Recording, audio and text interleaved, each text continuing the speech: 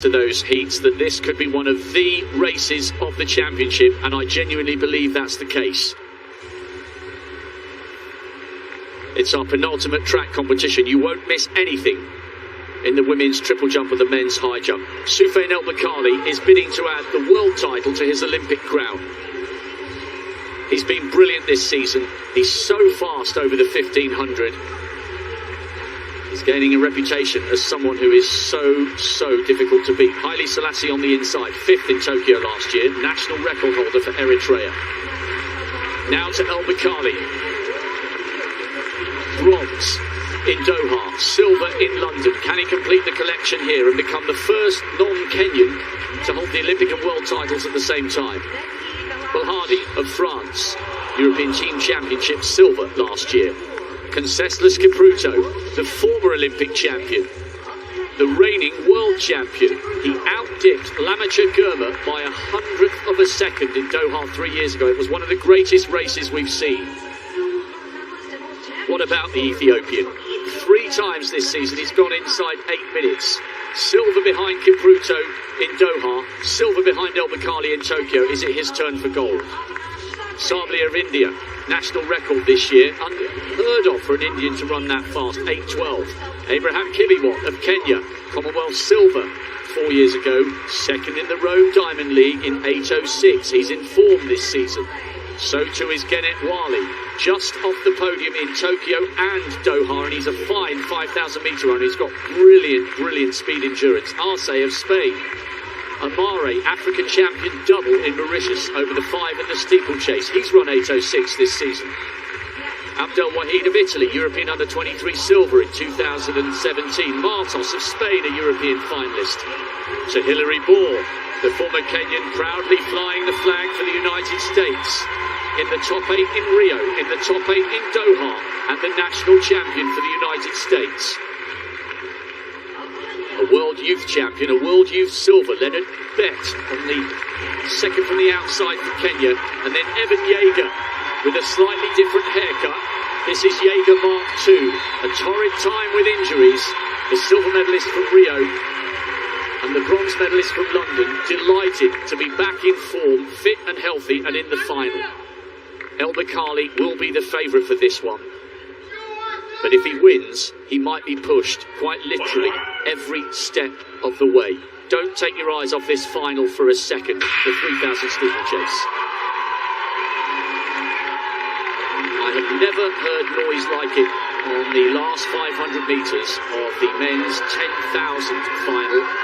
This is a crowd that absolutely loves its distance running, and they will be enthralled here, not specifically about Hilary Bohr, but because they know, Gail Divas, in this race, we are watching the best of the best of the best. The reigning Olympic champion, the former Olympic champion, the man who's finished second on both occasions. Cameraman stuck out on the track there, now just getting out the way. That's why the field split, but he now moves back on the inside, and he won't be making that mistake when they come round at the next time of asking. No.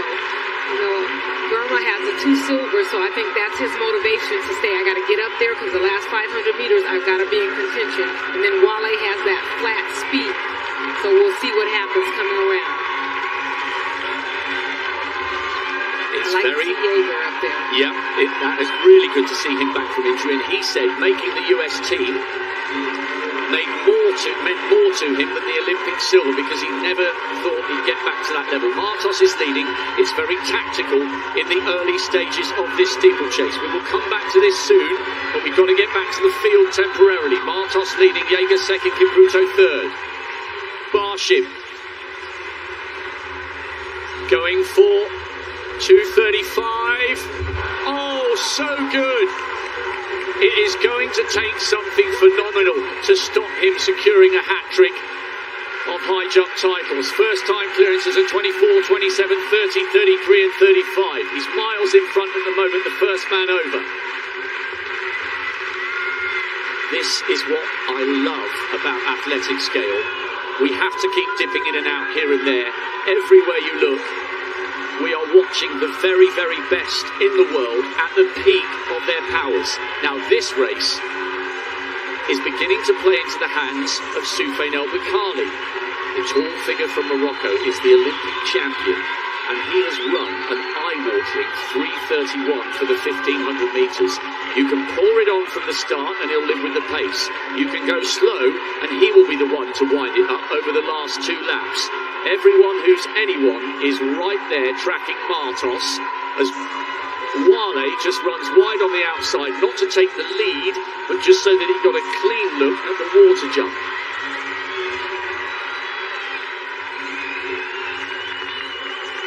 You wonder if somebody's going to actually say, okay, I'm going to open it up, or are they going to wait to the finish?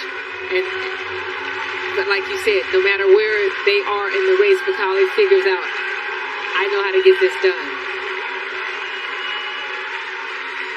2:57 for that first kilometre. By their standards, this is slow. Somebody needs to grab this race by the scruff of the neck. Germa leads. He has been so close to tasting glory on so many occasions, but now Conceslas Kipruto comes to the front. This is a guy who's won it all, a world youth champion, a world junior champion.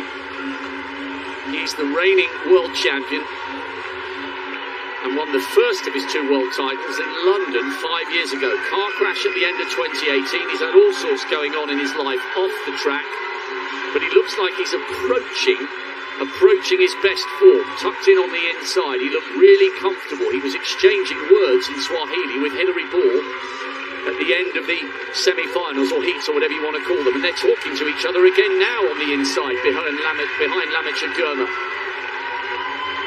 And still no move from Sufyan El-Baqali, who is buried in the middle of the pack, as Bellardi of France now comes up to try and turn this into a bit of an honest pace.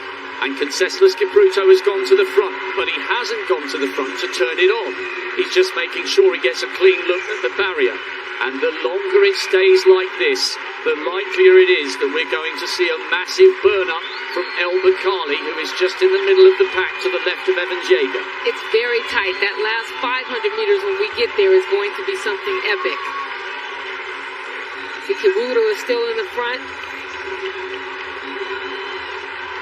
Kirma's coming back. Wale's deciding that he's going to take it. Kipruto's in the front so he can stay clear of the water jump. Exchanging a bit of words with Bore. And here comes Martos on the outside. They're pushing and shoving, a little bit of elbowing. Coming round now with 3 laps to go.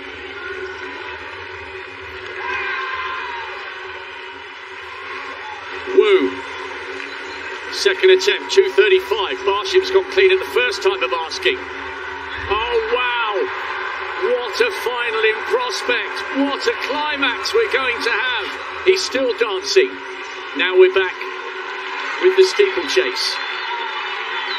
2.5 laps to go. Martos hitting the front. Little tap in the back there from Bolhardi. This is always the danger when it gets tight towards the end. We don't want to see any fallers here. What an end to this race in prospect. Does it begin to play into the hands of Sufyan El-Baqali? I think it does, but who else can launch a mammoth sprint here? Is anyone going to go with half a mile remaining? I promise you we're in for an epic climax here. Nobody's been prepared to commit just yet. When will the big move come? And who will it be? Baqali is almost running wide into lane 3. Now he needs to get slightly closer to the front because, there's a faller there. That's always going to happen when it's so tight. El-Baqali needs to pay close attention here because if somebody suddenly bursts, they get the edge. If you go first and get 5 meters and then you both run at exactly the same speed to the end, That early acceleration can make the difference, and it was Beck, the World Junior silver medalist, who fell. Such a shame for him. Wale has a little look across, and Haile Selassie is there. Kipruto and Bor keep nudging at each other. Haile Selassie leading. Now Sufjan El-Bakali coming up towards the shoulder of Conseslus Kipruto, who is the reigning champion. They take the bell in the final of the men's 3,000 metre steeplechase. It's been ever so cagey all the way through.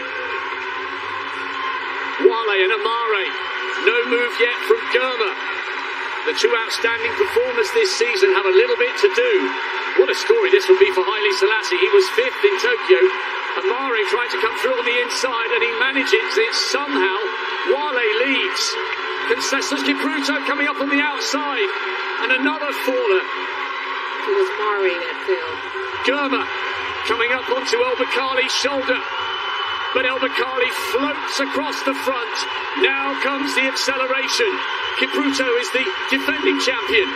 Germa, silver in Doha, silver in Tokyo. Can he somehow wrestle the gold away from Bakali? No, he can't. El-Bakali becomes the first non-Kenyan to hold the world title as well as the Olympic title. And the silver goes to Germa once again. And Conseslus Kipruto makes it yet another medal. Coming back to form, he's on the podium with the bronze, but that race played into the hands of the Moroccan. The longer they left it, the better his chances of burning them up, and he did so, and in the end, he had room to spare. What a victory, and what a performance from Sufjan El-Bakali. The winning habit from Tokyo has followed him here to Eugene.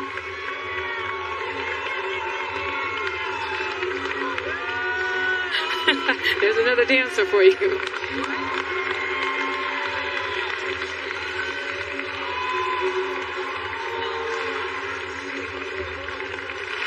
How do you beat a man who can run 3:31 for 1,500 metres with a beautiful hurdling technique? And we had two fallers in that race. It was bound to happen because it was so slow and bunched. Sufjan El-Bakali will embark on a lap of honour. What's he doing now? Here we go. Okay, flag over the legs. Okay, yeah, all right, yeah, I like that. Yeah, playing the air guitar. When you're the champion, you can do what you like. Yeah. I hope Germa is pleased with that effort. I mean, what's he got to do to win a gold? It's yet another brilliant performance from him, but you get the feeling with him, he's got to go early.